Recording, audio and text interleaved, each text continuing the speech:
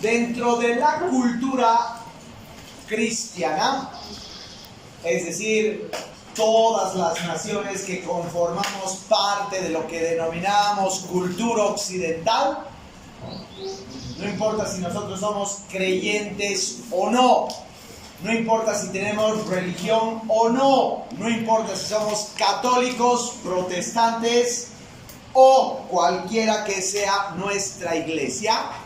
Es más, aunque no tengamos iglesia, nuestra formación, nuestra primera experiencia de vida y nuestros principios fundamentales de existencia son cristianos, querramos o no. ¿Ya?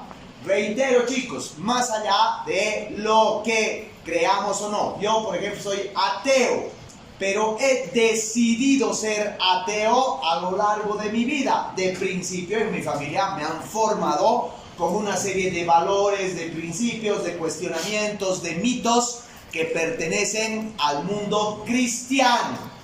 ¿Ya? Entonces, la cultura occidental, su gran matriz cultural es cristiana. Inclusive aquellos pueblos originarios.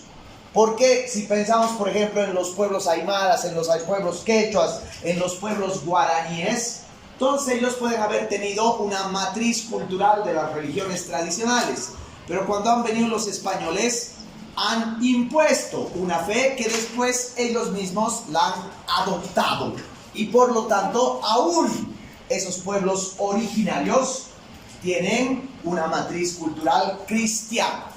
¿Sí me dejo entender? Sí. Bien.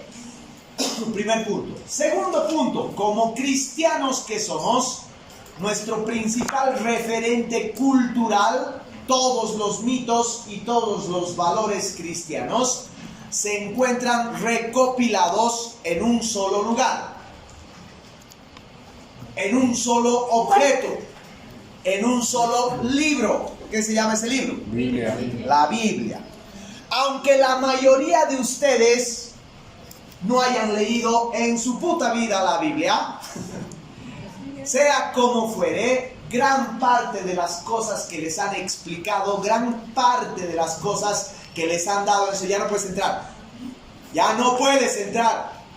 Gran parte del conjunto de valores que tienen, se los han dado ya sea a través de su colegio o de su familia o básicamente de sus amigos, pero gran parte de ese conjunto de saberes que tienen está en la Biblia. De todos los libros que tiene la Biblia, probablemente uno de los más influyentes, más significativos y más importantes es el último libro de la Biblia. Es el libro que es en realidad su nombre Revelaciones, pero que también se conoce con el nombre de Apocalipsis. Los gringos utilizan más el concepto de Apocalipsis. En español se utiliza a veces más el concepto de revelación. No importa, da lo mismo, ¿ya? ¿Alguien tiene una idea? No les estoy pidiendo que me expliquen a ciencia cierta, sino ¿alguien tiene una idea de qué habla el libro de Revelaciones o el libro del Apocalipsis? De visiones. Levanten su manito, por favor, porque no puedo, dime. De visiones, supuestamente que van a pasar o van a suceder y son señales que los cristianos denominan Son mamadas. la segunda venida. Bueno, cada cosa que pasa lo asimilan. Ya. Sí, tiene razón su compañero. Son un libro de revelaciones, porque son visiones. Son visiones que se han tenido con respecto a qué, pero. Con respecto al final de todo. Exacto, con respecto al final de la existencia. Básicamente, lo que te narra el libro del Apocalipsis es la llegada del final. Ese es el punto central del Apocalipsis. Cuando llegue el final, el día del juicio final. Van a llegar 4 jinetes, los 4 jinetes del Apocalipsis enviados por Dios, y cada uno de ellos va a ir abriendo cajas que van a desplazar sobre la humanidad una serie de plagas. Cuando llegue el momento de abrir la última caja, el 7º sello, realmente la tierra se va a teñir de sangre.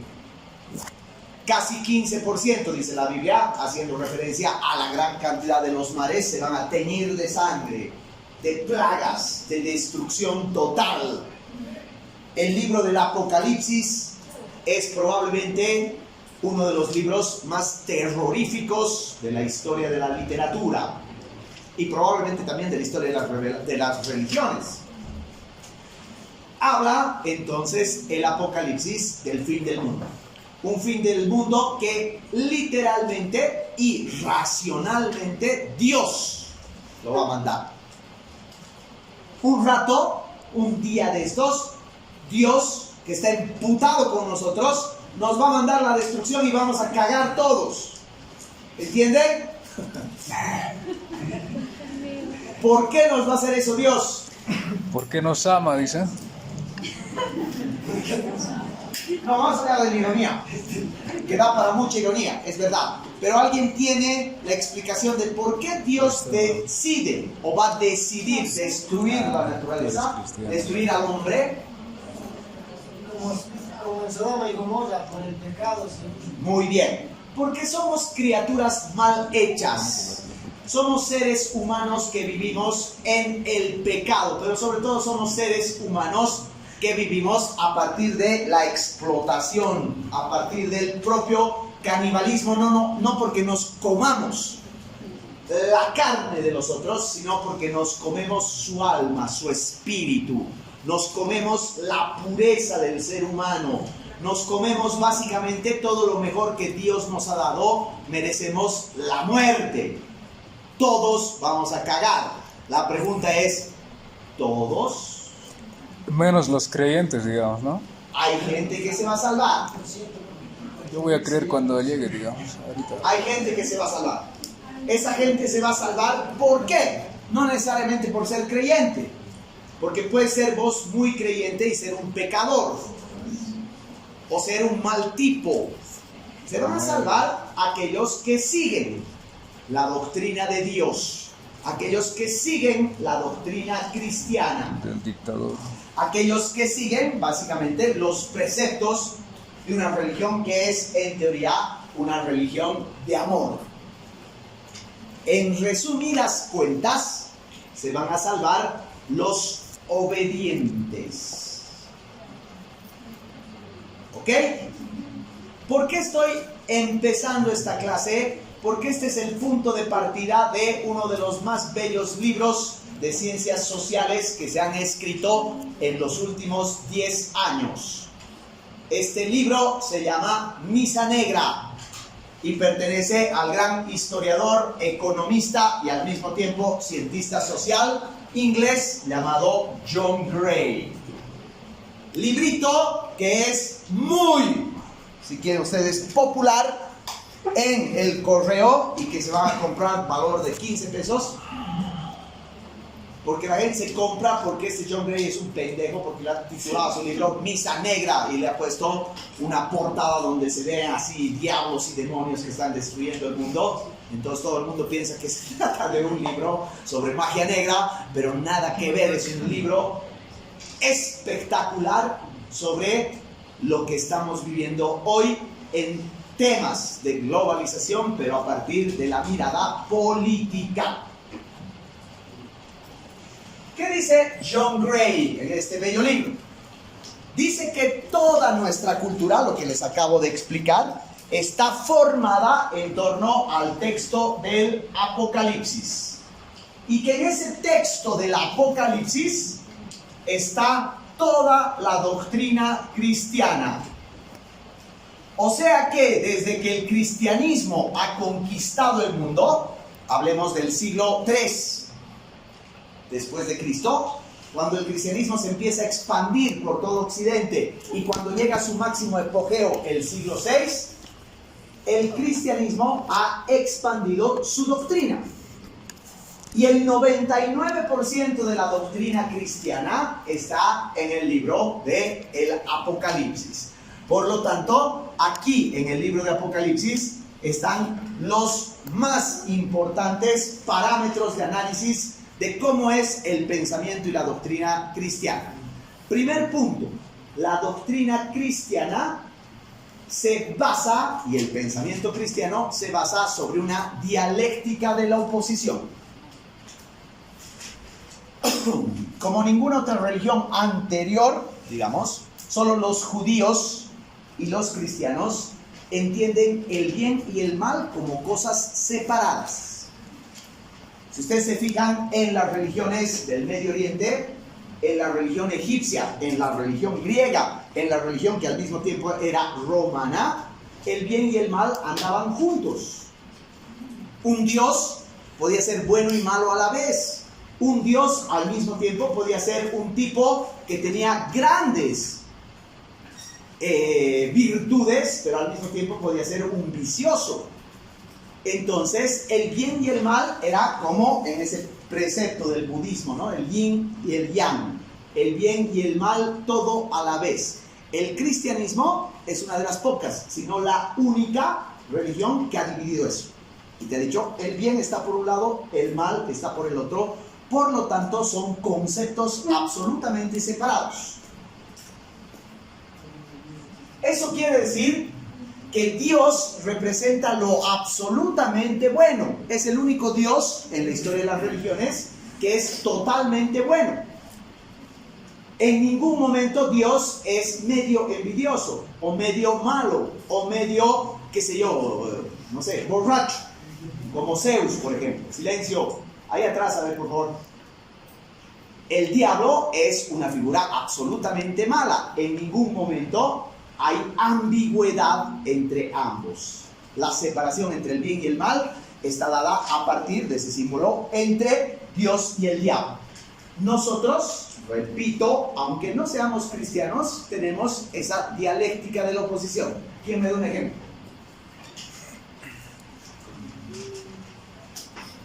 Yo les doy un ejemplo, clarito.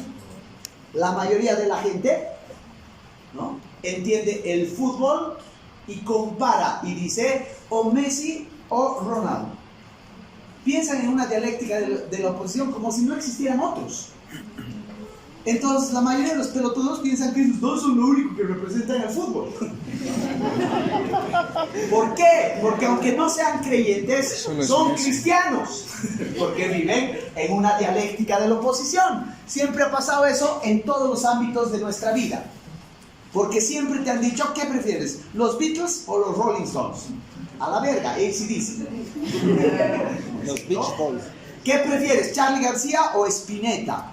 Maluma. ¿Qué prefieres? ¿No? ¿O eres de izquierda o eres de derecha? Entonces, silencio, chicos. Toda nuestra vida es absolutamente y pelotudamente cristiana, porque el cristianismo nos ha inculcado la idea de que la vida está dividida en dos polos opuestos. Y la doctrina del Apocalipsis es la que resalta esa cuestión. Entonces, nuestro pensamiento se materializa en eso, ¿no? ¿A quién sigues? ¿A Platón o a Aristóteles? ¿A Nietzsche o a Schopenhauer? Como si la vida estuviera dividida en dos. Como si hubiera solamente blanco y negro. Como si solamente existiera el bien y el mal y no existiría nada en medio. A eso se llama maniqueísmo.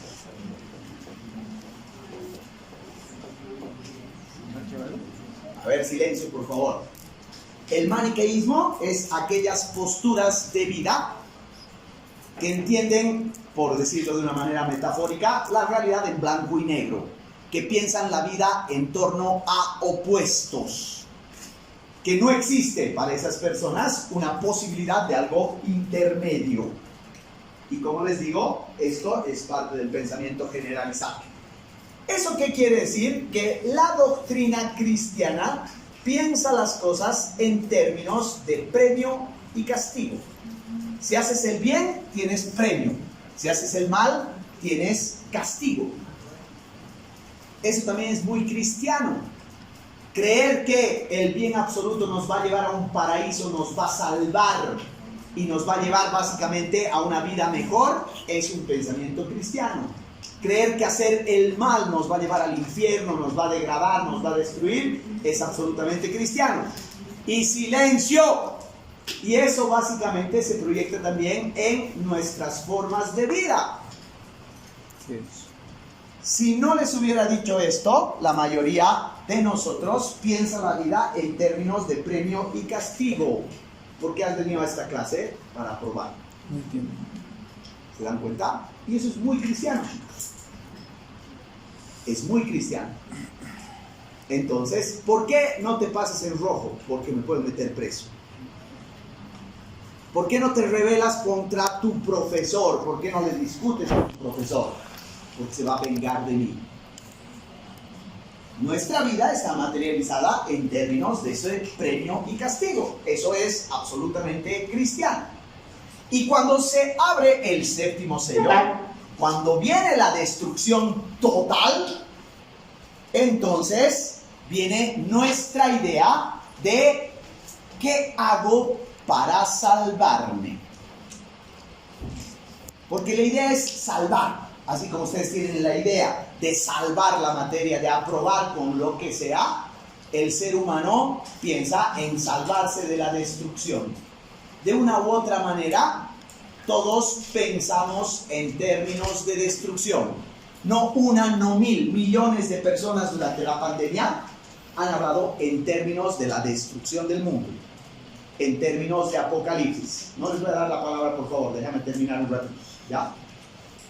Entonces, en ese sentido, el principio del apocalipsis y el principio del cristianismo se traduce en lo siguiente, en la siguiente premisa.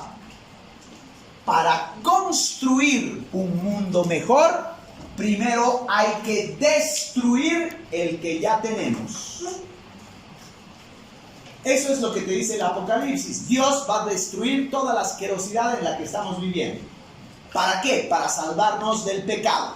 Una vez que se destruya eso, los obedientes, los que han obedecido los principios cristianos, esos entonces se van a salvar y van a vivir la vida eterna en el cielo, rodeado de angelitos, tomados de la mano y cantando Ricardo Arjona. Van a vivir en la felicidad. Pero este principio, por favor, no lo pierdan de vista. Para construir un futuro mejor, hay que destruir el que ahora existe. A lo largo de los siglos, ya en la Edad Media, que dice John Gray, han surgido miles de corrientes cristianas. Pero todas esas corrientes cristianas, aunque se diferenciaban en detalles, coincidían siempre en lo mismo: destruir para construir. Qué sé yo, hubieron una serie de corrientes, inclusive los propios franciscanos, ¿ya?, que nacieron como una rebelión contra la iglesia tradicional y que dijeron: la iglesia tradicional es una iglesia que adora la riqueza, es una iglesia que adora al rico. Para construir una nueva iglesia o la iglesia de Cristo, hay que destruir esta iglesia y construir una nueva donde el pobre y la pobreza sean nuestros votos. Y así, chicos, durante toda la Edad Media no han habido uno, han habido miles de movimientos cristianos que han querido separarse de la iglesia, pero siempre con el mismo discurso. Ninguno logró con tanta fuerza ese impacto sobre la iglesia como el movimiento de Lutero, que desencadena en una nueva fe, la fe luterana protestante. Hoy día les llamamos evangélicas, ¿ya? Todas esas iglesias evangélicas son una separación de la católica, pero su pensamiento es exactamente el mismo. Es exactamente la misma lógica, exactamente el mismo principio. ¿En qué se diferencia las iglesias evangélicas del catolicismo? Entre otras cosas, que las iglesias evangélicas no creen en el Papa y no creen en la Virgen, entre otras cosas más profundas. Pero fuera de esa diferencia, su lógica es exactamente la misma. Ambas creen en el Apocalipsis y ambas creen en una destrucción que tiene que darse para construir el nuevo reino de Dios o de Jehová o de John Smith o de cualquiera. Entonces, los movimientos cristianos puede que se hayan dividido, pero a lo largo de siglos y siglos y siglos y siglos han mantenido esta misma lógica. ¿Qué buscan? ¿O qué se busca desde este pensamiento cristiano? El mundo ideal. Este es la idea. El reino de Dios. Ideal viene de idea. Idea quiere decir perfecto. Alcanzar el mundo perfecto, el mundo ideal, donde no haya sufrimiento, donde no haya pobreza, donde no haya explotación, donde no haya diferencias. Un mundo en el cual, básicamente, lo que rija es la justicia, la paz, la armonía. Y eso, básicamente, chicos, es la idea que el mundo cristiano ha dejado como herencia cultural en las sociedades occidentales. Inclusive esta idea la utilizó un gran filósofo del Renacimiento llamado Tomás Moro, que acuñó un concepto que todos nosotros utilizamos y que se llama utopía. El cielo, el paraíso que te ofrecen los cristianos, es una utopía. ¿Ya? ¿Qué es una utopía? Es un mundo perfecto, pero que es muy difícil de alcanzar. Pero es un ideal que tenemos todos. Todos, seamos quien seamos, queremos vivir en un mundo perfecto. Sería muy cool vivir en un mundo donde no hay injusticias, donde no hay diferencias, donde hay soberanía. Pero también sabemos que para que ese mundo sea posible, primero hay que destruir este.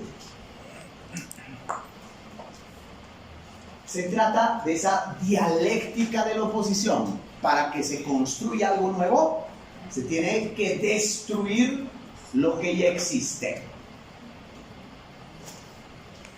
A finales del siglo XVII y comienzos del siglo XVIII, la religión, y particularmente las iglesias, van a caer en una especie de desprestigio. Los movimientos humanistas del siglo XVI y XVII y los movimientos racionalistas del siglo XVIII van a generar proyectos de vida que podemos denominar laicos. ¿Qué son laicos? No religiosos. Movimientos que ya no se apoyan en la idea de Dios.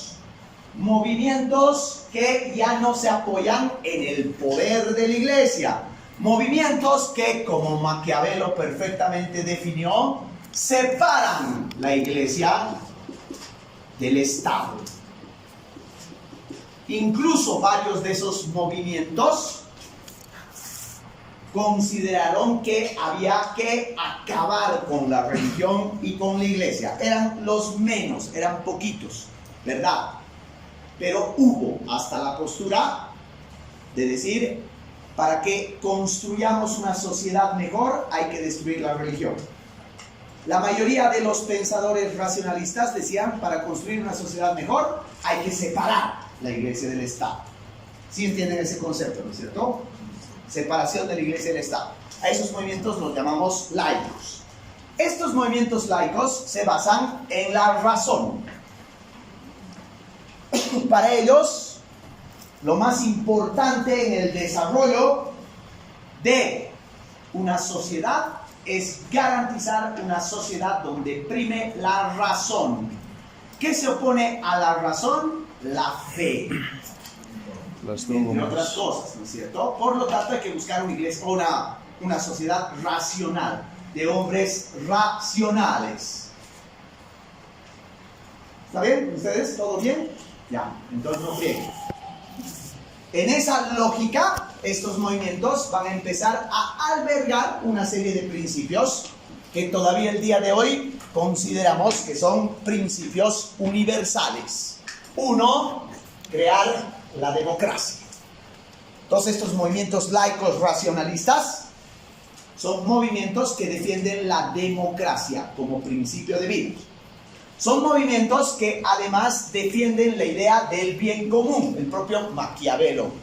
Maquiavelo decía que el príncipe, el gobernante, tiene que preocuparse por el bienestar de todos. Y tiene que preocuparse por el bienestar material de todos. Garantizar que todos tengan buena vida.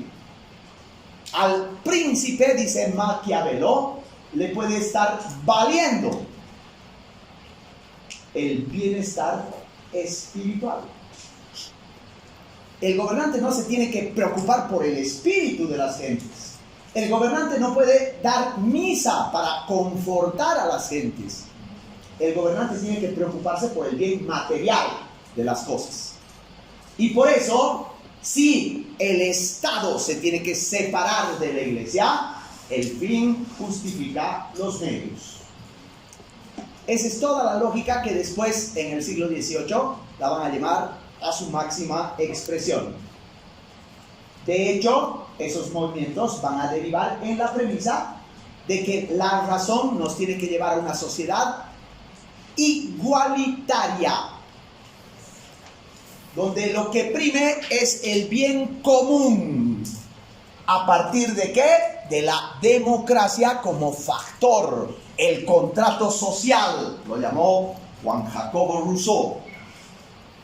Eso solamente se garantiza en un mundo que tenga como principio el respeto de las libertades del ser humano. Y de esa manera vamos a construir una gran nación, la gran nación. Sobre ese principio racionalista, sobre esa idea que podemos considerar, o si quieren ustedes la pueden nombrar también, ilustrada, porque es la ilustración la que va a llevar al máximo nivel estas ideas racionalistas, o también pueden llamarla modernistas, porque después de la ilustración este movimiento se va a atribuir el concepto de modernidad. En fin, toda la modernidad se basa en movimientos laicos y racionalistas, que aparentemente son lo contrario de esto. Aparentemente. Ahora veamos hasta cuánto es engañosa esa apariencia. Viene la Revolución Francesa, el primer gran movimiento racionalista de la historia. La Revolución Francesa se basa sobre estos principios: igualdad, fraternidad, libertad. Totalmente racionalista, la Revolución Francesa triunfa, y una vez que se constituye la Revolución Francesa, ¿qué es lo primero que hacen los revolucionarios? ¿Qué es lo primero que hace Robespierre? ¿Decapitar a los monarcas? Más allá de eso, a nivel de Estado. A nivel de Estado, fíjense lo que dice Robespierre. Escúchenme bien. Lo primero que dice: a partir de este momento vamos a refundar Francia. Esta va a ser ya no el reino francés, sino la República de Francia. Le voy a cambiar el nombre. Una vez que le he cambiado de nombre, voy a cambiar el concepto de la historia. Robespierre llegó a tal punto que dijo: a partir de este momento de la Revolución Francesa comienza el año cero. Todo lo anterior a la mierda. Comienza una nueva historia de Francia, año cero. Y por lo tanto vamos a construir toda una nueva Francia. ¿Eso qué significa? Construir una nueva bandera, un nuevo himno, un nuevo concepto de educación. ¿A quién les hace recuerdo? Lo primero que he hecho el Evo, es decir, ahora estamos en el año 0 y vamos a comenzar. En primer lugar, deja de existir la República de Bolivia y se convierte en el Estado plurinacional. Ha introducido una nueva bandera, de la nada, como Robespierre. ¿Qué ha hecho Robespierre? Básicamente, ha utilizado la misma lógica cristiana. Para construir la nueva Francia, hay que destruir la antigua. ¿Sí se están dando cuenta, no es cierto? Es la misma dialéctica de la oposición. La nueva Francia llena de virtud, de libertad, de igualdad, de fraternidad, solo va a ser posible si destruimos todo lo que es la antigua Francia. Y eso significaba desde crear un himno hasta decapitar a los reyes. Exactamente, absolutamente cristiano. Pero los franceses se decían laicos, se decían racionalistas, se decían que no son cristianos, que no creen en la iglesia. E incluso Robespierre, que se volvió loco los primeros meses, empezó a perseguir a la iglesia. Saltemos en el tiempo unos 100 años. Vámonos a otra de las revoluciones fundamentales de la historia, la Revolución Rusa, de los bolcheviques comunistas de Rusia, que básicamente hacen una revolución en base a las ideas marxistas. Marx, que dijo, la religión es el opio del pueblo. Marx, que se declaró ateo. Marx, que dijo, la religión simple y llanamente no cabe en la revolución. Esos marxistas hicieron una revolución en la cual básicamente partieron del mismo principio. Para crear la sociedad comunista hay que destruir el capitalismo. El nacimiento de una sociedad más justa, de una sociedad donde no haya clases sociales, de una sociedad que distribuya la riqueza, depende de destruir esto que ya existe, de destruir el capitalismo. Por lo tanto, los comunistas, en el fondo, su pensamiento seguía siendo cristiano. Vámonos 20 años más adelante en el tiempo. Mussolini, el fascismo de Mussolini, el nazismo de Hitler. ¿Qué son? Exactamente lo mismo. ¿Qué decía Hitler? Hay que crear la gran nación alemana. Para crear la gran nación alemana hay que destruir todo lo que existe actualmente. Destruir en primer lugar el sentido tergiversado que existe de la democracia. En segundo lugar, destruir el Tratado de Versalles, lo que significa el Tratado de la Comunidad Internacional. Y en tercer lugar, destruir a los judíos. ¿Por qué? Porque los judíos han condenado a Cristo. Pese a ese discurso muy cercano de la iglesia, el movimiento fascista o el movimiento nazista también partían, como la Revolución Francesa y como la Revolución Rusa, de utopías. Crear un nuevo mundo feliz, un nuevo mundo absolutamente dichoso, pero para crear ese nuevo mundo dichoso, feliz y hermoso, tienes que destruir el que existe. Entonces, chicos, por más de que la razón supuestamente se haya impuesto, hasta el siglo XX, hasta comienzos del siglo XX, incluso dice John Gray, hasta los años 70 del siglo XX, todos los movimientos políticos, ideológicos, aunque se digan laicos, su mentalidad era cristiana. Aunque sean movimientos que se declararan incluso ateos, en el fondo su mentalidad seguía siendo esa dialéctica de la oposición cristiana. ¿Sí les queda claro? Bien, precisamente a partir de los años 80, la gente se da cuenta de una cosa y dice, a lo largo de la historia, nos han ofrecido todas las ideologías de moda, de turno, nos han ofrecido el paraíso, nos han ofrecido mundos mejores y no se ha llegado nunca a nada. Todas y cada una de ellas, todas, absolutamente todas, han fracasado. Por lo tanto, a mediados de los años 80, la gente sencilla y llanamente va a dejar de creer en utopías. Y eso es lo que John Gray llama la muerte de las utopías. Ese es el conceptito que tienen que guardárselo. Probablemente lo más importante del pensamiento de John Gray parte de esta idea de decir la muerte de las utopías. ¿Qué significa para John Gray hablar de la muerte de las utopías? Significa decir básicamente que los ciudadanos en la actualidad, la gente en la actualidad, ya no cree en grandes proyectos utópicos. Si no, díganme ustedes, ¿creen en un mundo mejor? ¿Creen en un mundo feliz? ¿Creen en un mundo donde haya justicia para todos? ¿Creen en un mundo donde todos andemos de la mano cantando Arjona? No. Para ustedes, queridos, digo para ustedes porque yo todavía soy herencia de una generación anterior. Mi generación es herencia de los 70. Entonces todavía había grandes ideales utópicos, el de los hippies.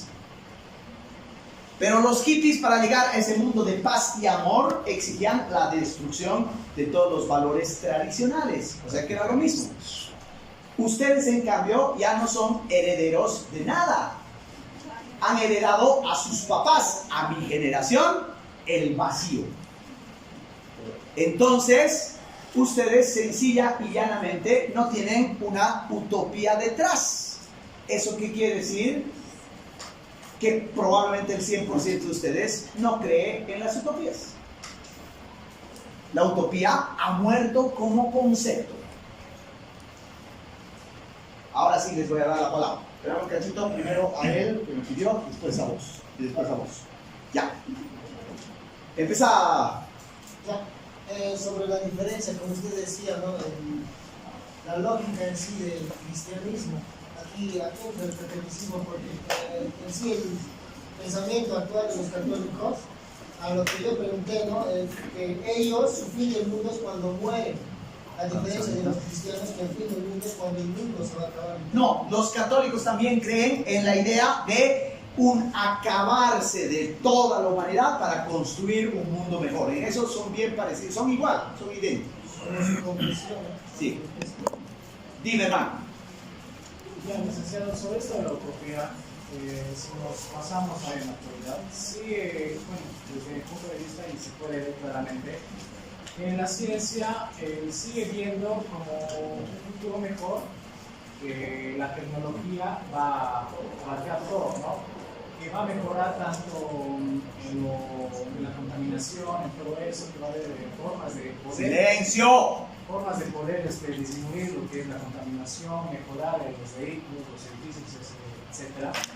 Pero aún sigue, porque si lo vemos de esta manera, ellos están viendo que crean un mundo mejor, pero ya en base a la tecnología. Te voy a hacer unas preguntas. Contéstame tú personalmente, ¿ya? O sea, no trates de buscarle una teoría ni de contestar racionalmente. Tú, como persona, ¿qué me contestarías a las siguientes preguntas? Que son dos, en realidad. ¿Tú quisieras un mundo mejor donde no haya contaminación? La verdad, sí. Ya. ¿Crees que es posible? No, pues, chango. No, porque... Ese es el punto, hermano.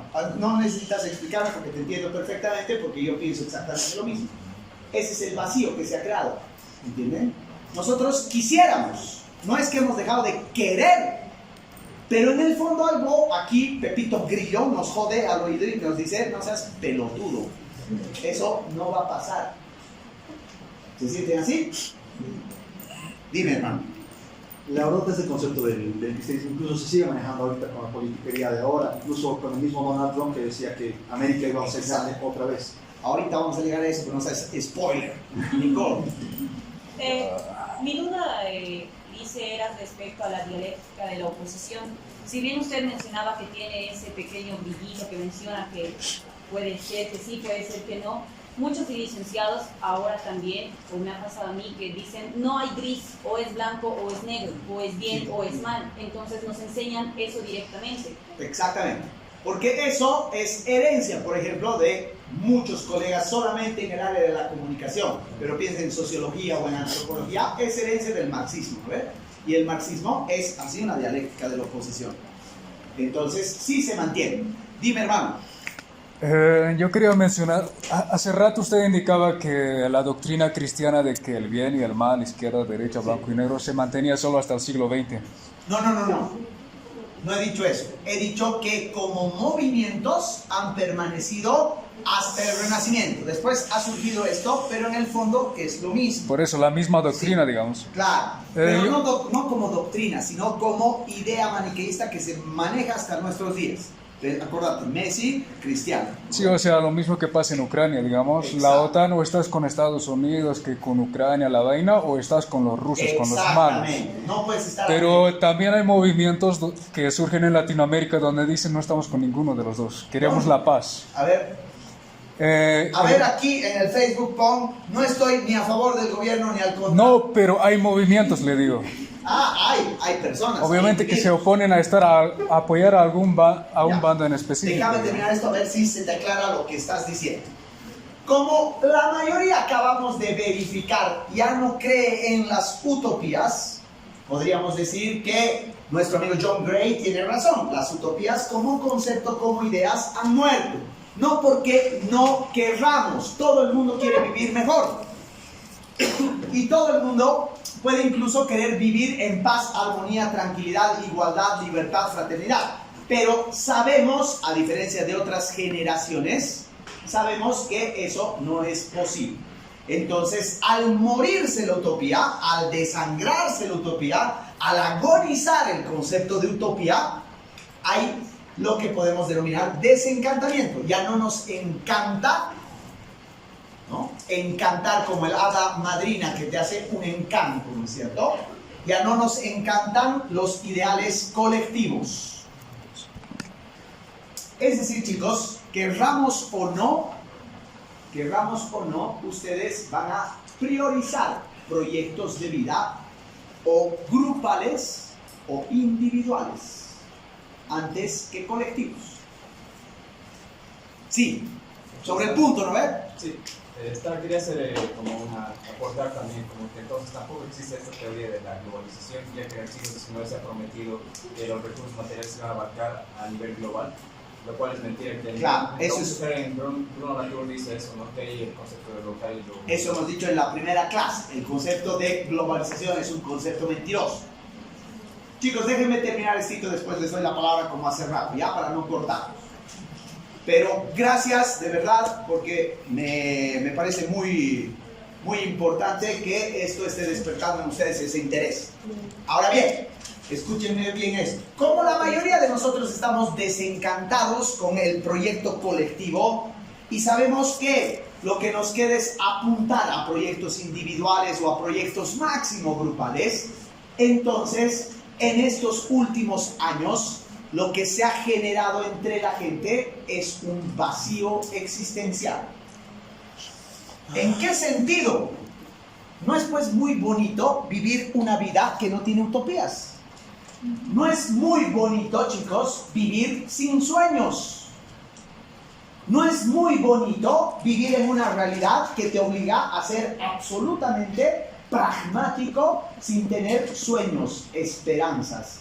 Porque el sueño es una condición humana.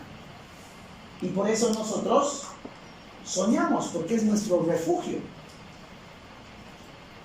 Sabemos que no es posible, pero intentamos soñar. Y cuando nos despertamos, se nos cae el mundo. Nos frustramos como sociedad y como individuos. Nos sentimos vacíos. Nos sentimos que nuestra vida no tiene sentido. nos sentimos que los proyectos de vida que tenemos ya no los puedo compartir con otro y eso realmente nos causa un vacío.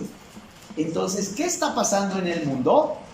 Que ese vacío existencial se materializa en la idea de que ya no tenemos ideales y sueños a futuro, sino que todo pareciera que tiene que ser inmediato.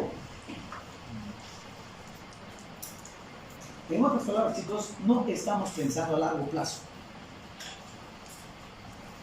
Piensen nomás ustedes cómo desean en este momento que termine de una vez su etapa formativa y terminar la universidad. Para que termine la universidad, ¿y quién de ustedes está pensando en su proyecto de vida futuro cuando la realidad te obliga a pensar en el presente y en el instante? Es inmediato lo que queremos. Lo queremos ya, ahorita, en este instante. Ya no hemos perdido por completo como sociedad la capacidad de proyectos a futuro. Peor si esos proyectos son a largo plazo. Piensen nomás en términos pragmáticos políticos. Viene un alcalde que dice: yo en el plazo de 2 meses voy a poner unas bombas de agua que van a solucionar el problema del agua en la zona sur por 1 año. Y otro candidato a alcalde que te dice: yo lo que voy a hacer es desbordar tales ríos para construir una quebrada y que eso solucione el problema del agua para siempre. Pero para hacer eso voy a tardar 40 años. ¿Por quién voto? Por el que te dice: ahorita te ofrezco esto, te ofrezco un parche, te ofrezco una cosa que te salve en este instante.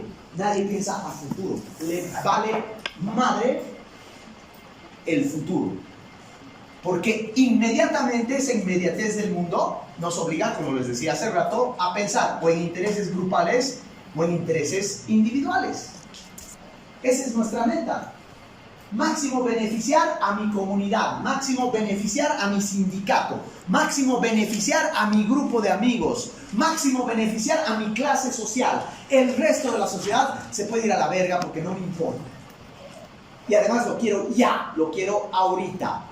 Y eso está haciendo pues que semejante vacío que hay entre nosotros haga que las personas estén optando por cosas que le devuelvan el sueño, no el dormir. Después que le devuelvan las ideas de utopía. Entonces hay un montón de gente que ahorita se está aferrando a las religiones. Eso lo vamos a ver la próxima clase, cuando veamos el tema precisamente del impacto que está teniendo la religiosidad en el mundo y por qué eso es peligroso. Es un tema aparte de la materia. Hay otra gente que se caga en las religiones y dice: como todo es inmediato y como todo en este momento se puede destruir, entonces yo me dedico a vivir el aquí y ahora. Y se entrega por completo al entretenimiento. Eso es un fenómeno social y cultural que se llama la civilización del espectáculo. Es otro tema que vamos a tocar en la materia.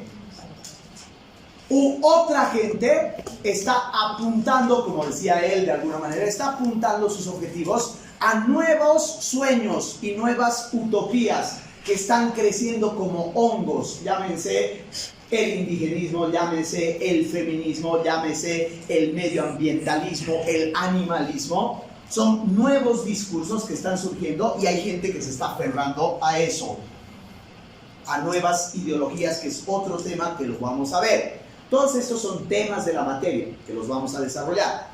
Lo que nos interesa ahora es analizar un otro proyecto de vida, el que las mayorías de las personas están queriendo asimilar y que se traduce en la idea de, como él creó, de buscar a liderazgos políticos que están marcados por lo que John Gray denomina los nuevos populismos. uno de los fenómenos políticos más importantes del mundo actual es el recrudecimiento en el mundo entero de líderes populistas. Y uno de los fenómenos más importantes es cómo la gente está cayendo literalmente en las garras de estos movimientos populistas. Para poder entender mejor, veamos qué es el populismo, cómo entender el populismo, o lo que Gray denomina el populismo del siglo XXI. Primero, queridos, tienen que entender que el populismo puede ser de izquierda o de derecha, no importa. El populismo no tiene ideología. El populismo tiene que ver, básicamente, con un accionar político que puede ser ligado al pensamiento de la izquierda o ligado al pensamiento de derecha. O sea, hay populistas que son de izquierda y hay populistas que son de derecha. En el fondo, son la misma huevada. Son la misma mierda, perdónenme, pero es la verdad.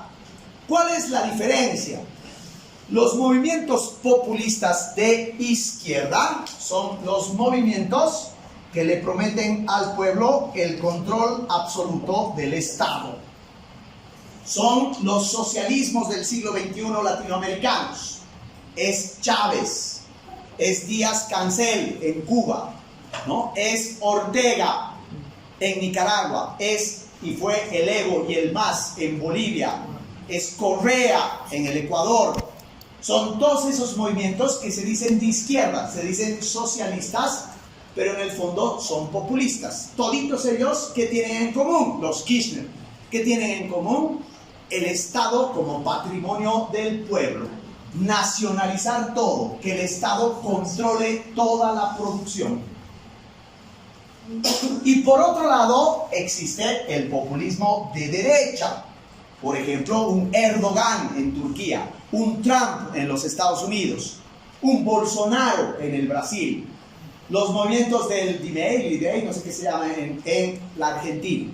¿Por qué son estos populistas de derecha? Porque no creen en el Estado, sino más bien creen en la privatización, en el entregar el control de la producción a la empresa privada.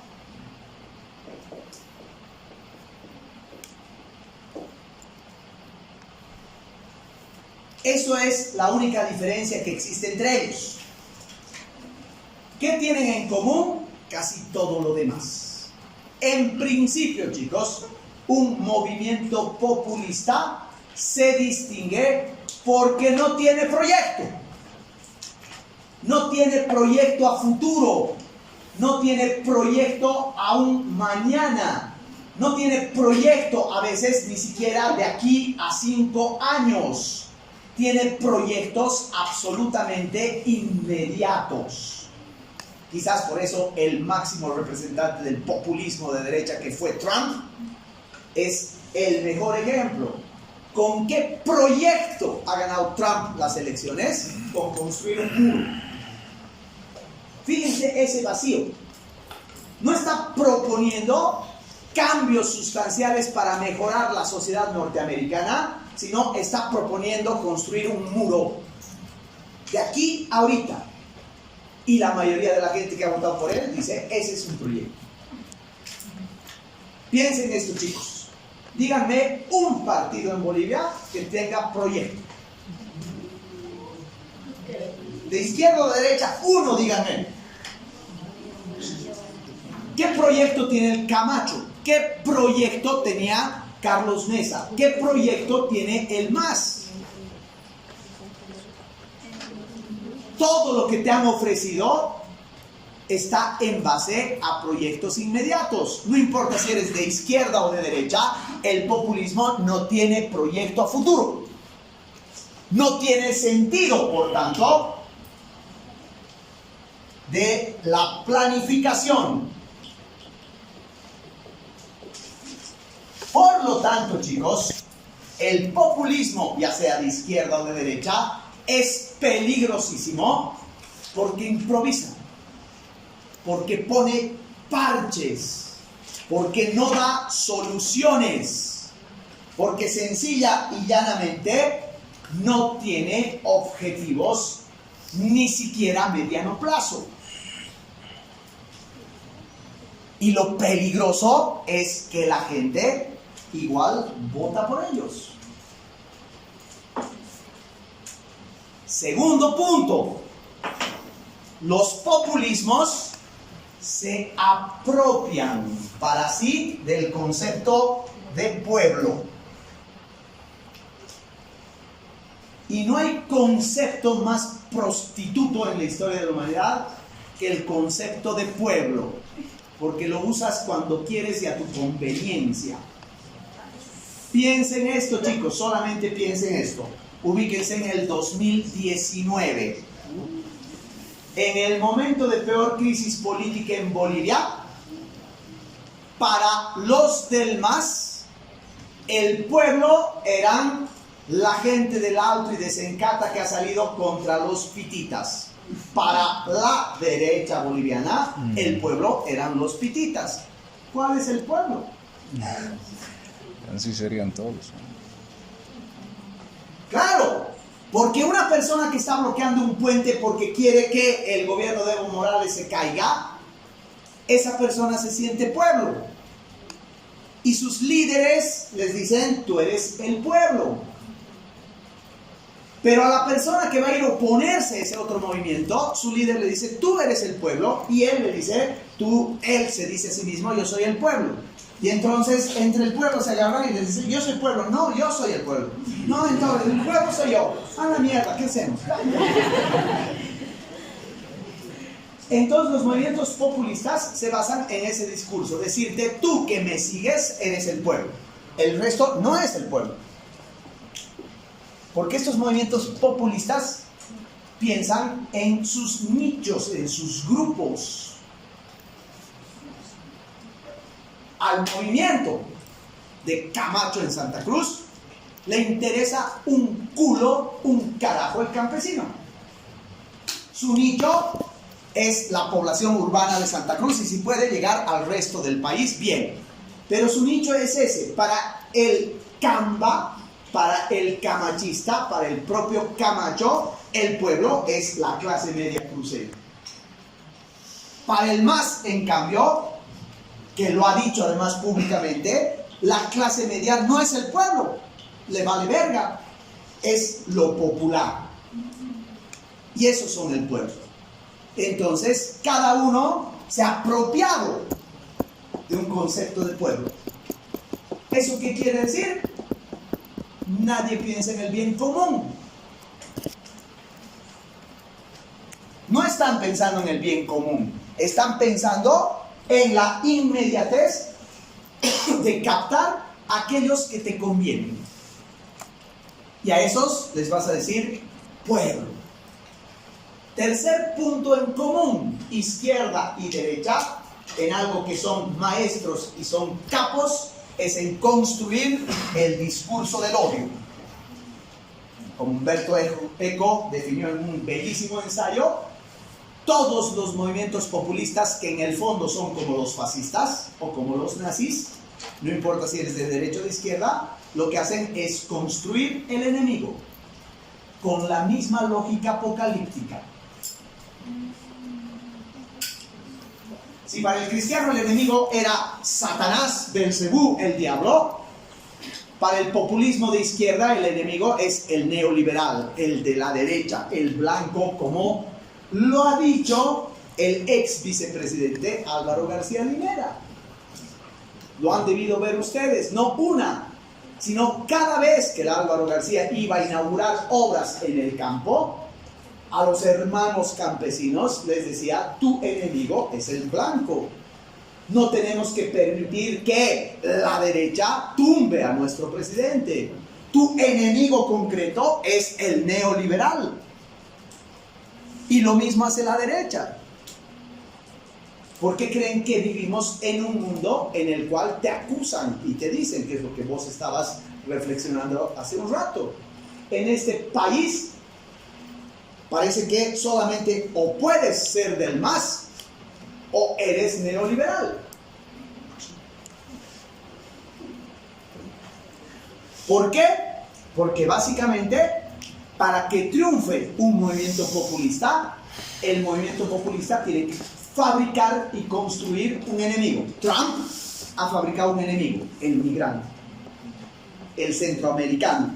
Es peligroso, te quita el trabajo, es pandillero, es narcotraficante, es una persona que te va a hacer mal, es enemigo de América. Erdogan en Turquía ha fabricado su enemigo, el Medio Oriente, es terrorista, es un migrante ilegal, es una persona que está en contra de nuestro nacionalismo turco. Entonces no existe populismo sin esa fabricación y esa construcción de una oposición, de un enemigo. Y eso nos está llevando a sociedades en las cuales vivimos en una polarización, pero esa polarización es absolutamente irracional. Da bronca, chicos, emputa vivir en un país en el cual pareciera que no puedes pensar libremente porque o uno te señala o el otro te señala, o lo peor es que te señalan los dos. Eso de no poder aceptar el plomo, el gris, porque pareciera que la realidad es en blanco y negro. Puta, qué buen gol de Cristiano Ronaldo. Ah, ¿cómo vas a decir eso? Seguro eres del Madrid, qué pelotudo. Ah, la mierda. Es que buena medida del gobierno, masista, de mierda. ¿Es así o no es así? El populismo, chicos, se ha apoderado del mundo. Se ha apoderado del mundo, no solo de las naciones subdesarrolladas. El populismo es parte del devenir de una cultura mundial en la cual incluso los países más firmemente democráticos, como por ejemplo Dinamarca, o como Finlandia, o como Suecia, o como Noruega, o como hasta Holanda, están llenos de movimientos populistas que cada vez tienen más poder, cada vez están más metidos en espacios de poder y cada vez, eso es lo peor, tienen más apoyo de la gente. Y así estamos construyendo una sociedad en la que existe ese maniqueísmo, esa polarización, esa dialéctica de la oposición entre el bien y el mal. Absurda polarización. El populismo, a través de esa construcción del enemigo, entonces apunta a lo siguiente: como no tiene planificación de un proyecto, entonces su idea concreta es en defenestrar el otro proyecto. O sea, ¿en qué consiste? Más que en construir un proyecto, está en destruir una cosa. El MAS, cuando entró al gobierno, su proyecto no era construir una nueva sociedad, era destruir el neoliberalismo. Ese siempre ha sido su proyecto. Así como cuando Bolsonaro ha entrado al poder, su proyecto ha sido destruir todas las medidas que implantó el Partido de los Trabajadores. Así como los populistas o Trump fue destruir todo lo que los demócratas hicieron y consiguieron en cuanto a beneficios sociales. Trump los mandó a la mierda. Ese es el proyecto. Destruir lo anterior. Has construido a tu enemigo, por lo tanto tienes que destruir todo lo que tu enemigo ha hecho. Y en el fondo, todos estos gobiernos populistas, o todos estos partidos, o todos estos proyectos populistas, en el fondo lo que abrigan es una sola cosa. No les interesa cambiar la realidad de un país, les interesa permanecer en el poder. Cueste lo que cueste. Captar todo el poder. Captar todas las instancias y permanecer en ese poder hasta cuanto les sea posible. ¿Qué significa básicamente, chicos? Que hemos entrado en un retroceso. estamos volviendo a los primeros tiempos cristianos de la Edad Media, donde no hay proyectos políticos, hay solamente un Dios, y ese Dios se llama el líder, se llama el partido que es su iglesia. Y los populismos nos están llevando a básicamente una precariedad de la democracia. Con esto terminamos, pero esto es lo más importante. 50% de este país va a apoyar al MAS. 50% de este país ha apoyado el gobierno de Evo Morales el 2019. 50%, la mitad del país. ¿Eso qué quiere decir? La mitad del país estaba apoyando a una persona que había violado la Constitución, que había hecho un referéndum y había perdido, que se había manipulado de tal forma las leyes que se ha hecho autoproclamar de nuevo, y que además de eso estaba violando la Constitución al implementarse como un candidato ilegal. A 50% de los bolivianos eso les valía verga. ¿Eso qué quiere decir? A 50% de los bolivianos le valía verga la democracia. Para el 50% del país, la democracia ya no tiene sentido. Pero 50%, si asumimos que es de derecha, es igual. Porque lo único que quieren es ver al MAS afuera. Hagas lo que hagas, todo puede ser legal con tal de que el MAS esté fuera. Por lo tanto, para esas personas también la democracia les vale verga. Al caerse el valor del sistema democrático, al entrar en precariedad la democracia, quiere decir que las sociedades actuales estamos tendiendo de nuevo a buscar dictaduras. Por si no sabían, exactamente eso ha pasado en la Segunda Guerra Mundial. Exactamente eso ha pasado con Alemania, con Italia. Así que lo que dice Gray no es chiste.